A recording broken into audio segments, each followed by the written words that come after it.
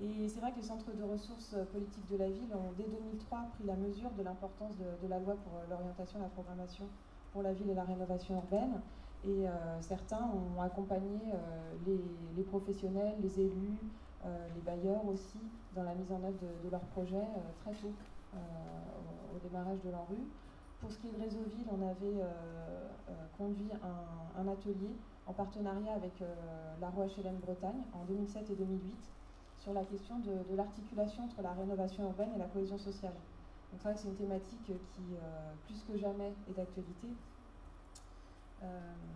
C'est vrai que c'est maintenant que la gestion durable va devoir prendre la place d'investissement lourd, la phase de transformation physique.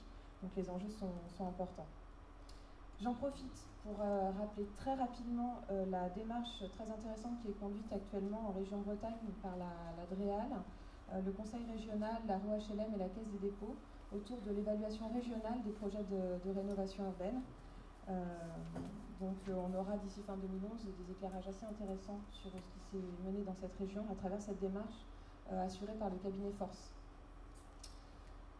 La rencontre d'aujourd'hui, en fait, elle sera traversée donc ce matin sur le thème de la gouvernance, cet après-midi sur les opérations commerciales. Moi, ce que je trouvais intéressant, c'est qu'elle sera traversée par un élément qui me semble très positif au niveau de l'ANRU, dans ce que l'ANRU a pu apporter à la politique de la ville telle qu'elle a été conduite avant.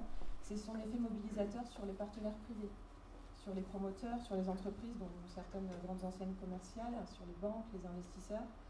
Et c'est vrai que ce matin, on va parler de gouvernance. Je pense que cette capacité à réunir un grand nombre de parties prenantes pertinentes autour d'un projet, c'est un élément très important de l'amélioration de la gouvernance et de la qualité du processus décisionnel. Et ça, c'est vrai qu'au niveau de l'ANRU, ça a été particulièrement intéressant.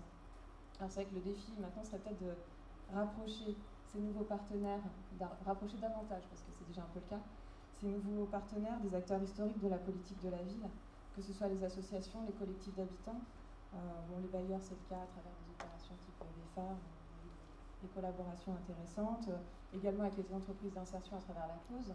Mais peut-être que le défi pour l'avenir, c'est de les rapprocher davantage autour d'un projet commun, davantage que sur une simple addition d'intérêts propres. C'est peut-être là qu'il y a de la marge pour être dans une démarche davantage intégrée. Et c'est vrai que les partenariats urbains seront efficaces à la condition d'une prise en compte de l'ensemble des besoins sociaux, environnementaux et économiques, d'une diversité d'acteurs qui est de plus en plus grande au niveau des zones urbaines.